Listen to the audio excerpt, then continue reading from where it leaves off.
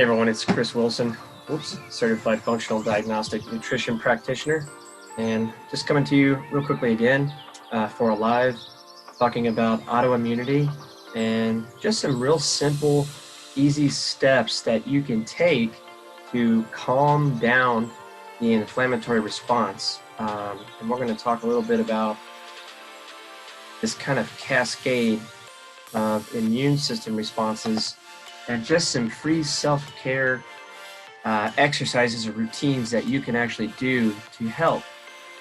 And one of the first things that I mentioned to a lot of people is the power of gratitude and the power of really just being thankful and having a really good mindset on your overall outlook of just health and life in general.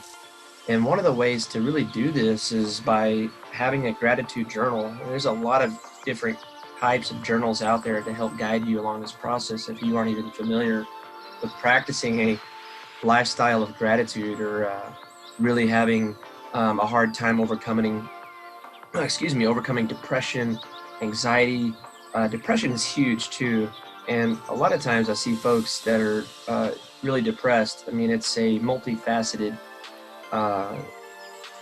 dilemma, meaning that yes, they might have neurotransmitter imbalances in their gut problems in of itself, and with all of this stuff going on, not being able to find an answer to their health challenges, and then just having to go through life in a state of depression is, well, depressing. And there's a lot of things to overcome this, and one way to help reset one's view on life is through a gratitude journal. Gratitude makes us happy. It really does. And happy begins with a choice that you get to make to determine, despite the circumstances that you may be facing. And it's obviously easier said than done, but you get to make the choice to control if you want to wake up happy.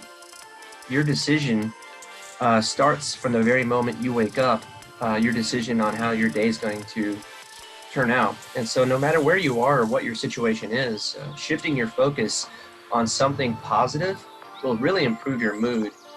And you can't be mad or sad or afraid when thinking positive thoughts. And we're to take every thought and take it captive and make it obedient to our Messiah. And so one of the ways we do that is by understanding the cues and the triggers. And I guess it just happens to be it's not a car, it's a helicopter. But gratitude is the experience of counting one's blessings, and we all have blessings. This life itself, to be able to wake up in the morning and to rise and say, man, thank you for this opportunity to experience this day and to be with my family or my loved ones, or just to wake up and have the ability to breathe.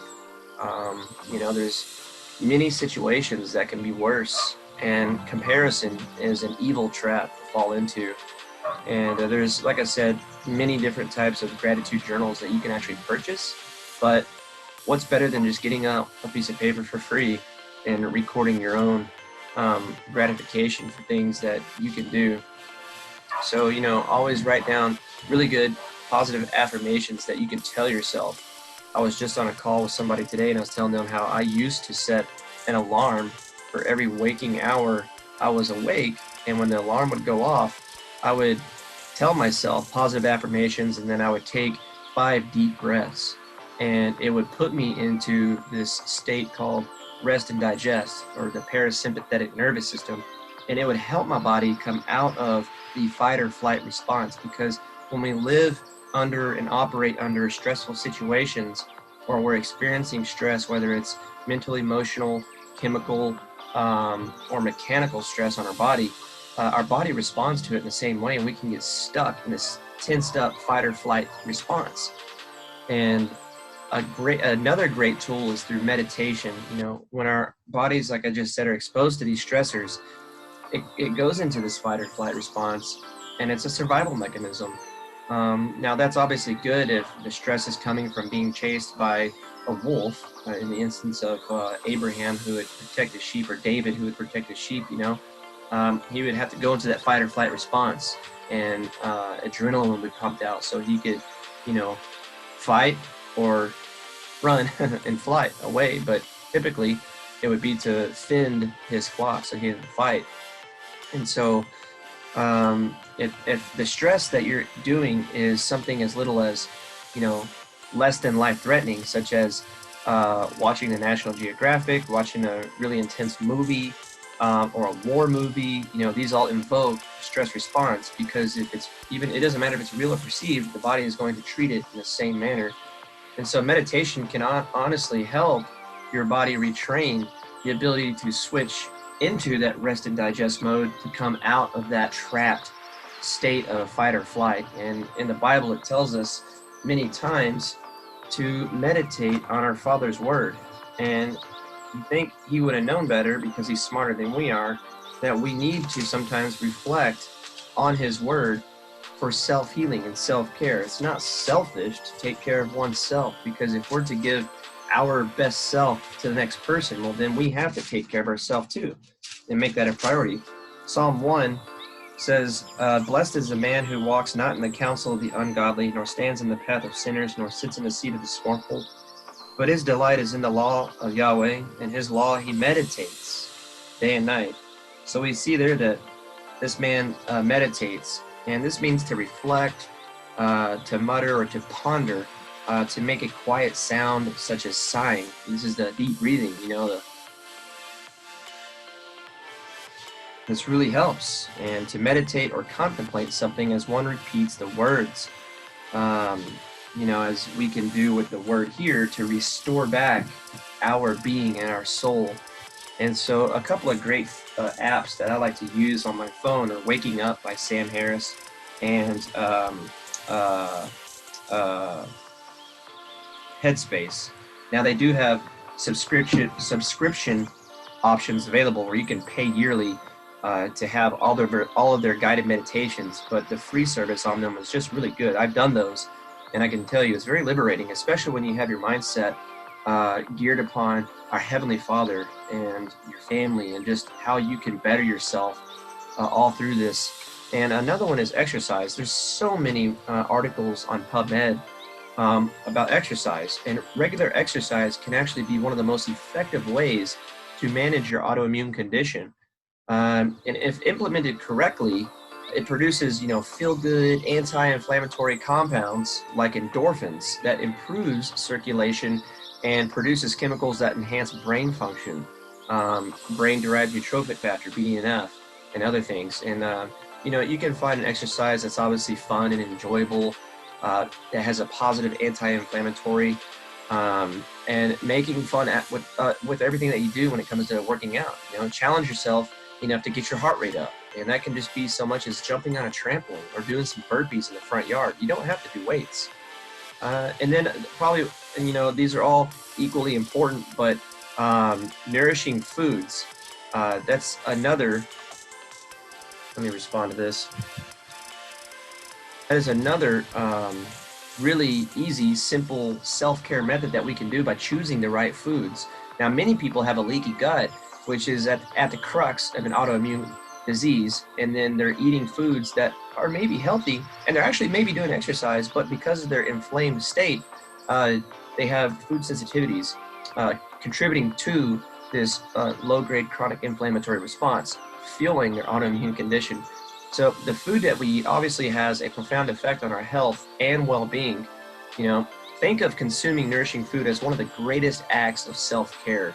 Processed toxic foods within the standard American diet, which we call SAD diet, are one of our biggest sources of inflammation. And since autoimmunity is rooted in inflammation, it's critical to consume an appropriate and anti-inflammatory diet that supports the achievement and maintenance of remission of the autoimmune conditions. So we want to focus on whole foods that combat inflammation, including those rich in antioxidants and omega-3s. Some of the top, anti-inflammatory foods includes any of the berries, blueberries, acai berries, blackberries, raspberries, strawberries, dark leafy green vegetables like kale, rhubarb, spinach, Swiss chard, olive oil, salmon, wild caught, probiotic-rich foods, walnuts, cruciferous vegetables like cabbage and cauliflower and broccoli, turmeric, or even doing your own sprouts. That's what I do here with broccoli sprouts.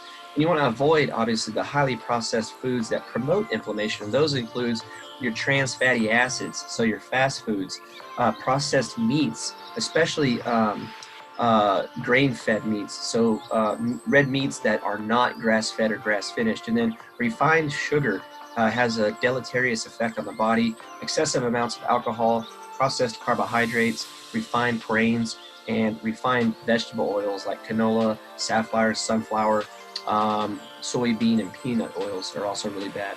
And then hydration. I mean, all of these things that I'm talking about are super common sense, but they're just not common practice because we're caught up in this 21st century go, go, go lifestyle that we sometimes forget to do these simple, free things. And, the composition of the adult human body really consists of approximately 60% water. So staying hydrated is essential to a properly functioning body and supports everything from our cognition to body temperature regulation, digestion and assimilation of nutrients of food. And many people are chewing their food in a hurry or eating their food in a hurry, not adequately breaking them down in their mouth. And then to the hydration has the ability to deliver the oxygen throughout our body. And it's safe to say that hydration is a foundational, essential self-care protocol that's absolutely free. Ideally, a good starting point is half your body weight in ounces of water per day. So someone who weighs roughly 150 pounds would have a starting goal of 75 ounces of water per day. And then water quality, that's another big thing. Our municipal cities' tap water, the #1 contaminant is pharmaceutical drugs. And it's not because people throwing them away. It's more so because of people actually taking those and then they have first pass metabolism through the liver. And because they're toxins, the body wants to get rid of those and they're excreted through the urine and fecal matter.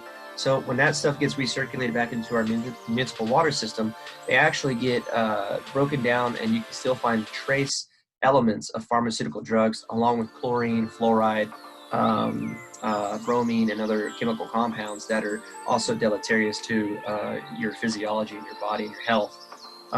So a Berkey water filter is excellent. An AquaTrue water filter, which is a countertop just like a Berkey, is another excellent system.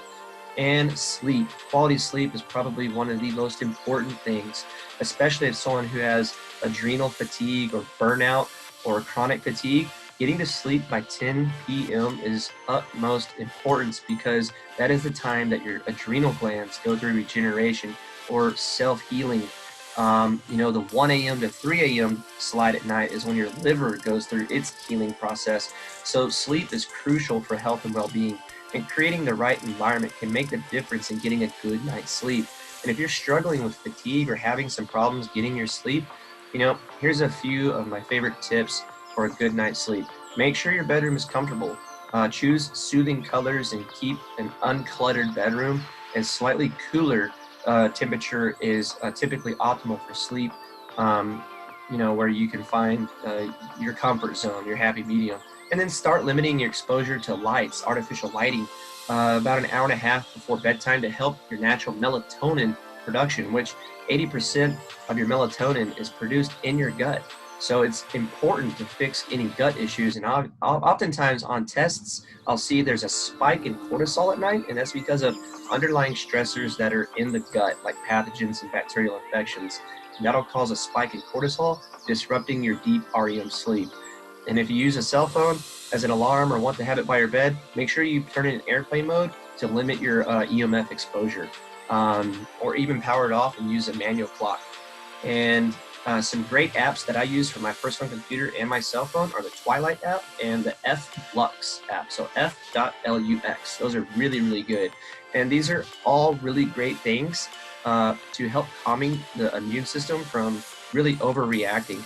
And when you think of autoimmunity, even a short scan of the published literature on the internet, especially from PubMed or Google Scholar, talks about the impact of diet, specifically food allergies and sensitivities. I can't stress the importance of that enough to address it on the spectrum of autoimmunity. And that could lead you to conclude that dietary modifications have no impact on either the onset or the recovery from an illness.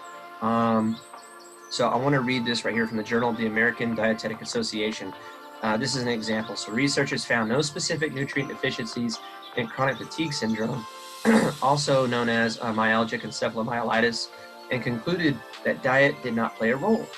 So dietary guidelines for chronic fatigue syndrome remain as those recommended by the Centers for Disease Control in the US and abroad. Chronic fatigue patients should simply follow the official government balanced diet guidelines, which promotes high levels of starchy carbohydrates like gluten-containing breads and cereals. This is insane. And this is coming from the Journal of the American Dietetic Association. This is why I disagree so much on the ADA, not the American Dental, but the American Dietetic Association. While I do disagree with a lot of the things the ADA, American Dental Association, has to say as well. But could they be missing something here? Well, of course, I propose that two disorders are associated with sensitivity to foods, and especially to glutens that are in grains. This is celiac disease and non-celiac gluten sensitivity.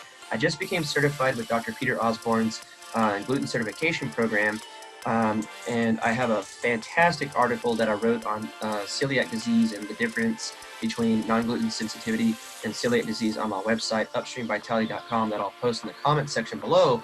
But that these are vastly underdiagnosed, both in the general and chronic fatigue syndrome population.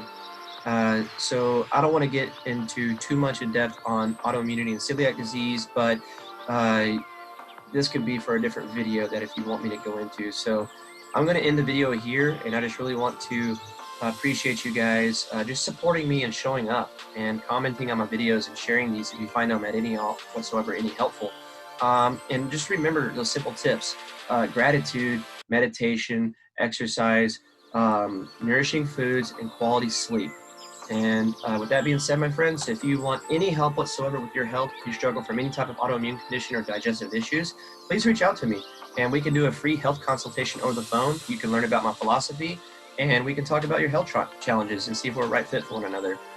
Drop a comment below in the comment section, or reach out to me, upstreamvitality@gmail.com, and we can go from there. In the meantime, thank you so much. I appreciate you coming on the video. Have a wonderful, blessed afternoon, and we'll see you on the next one. Take care.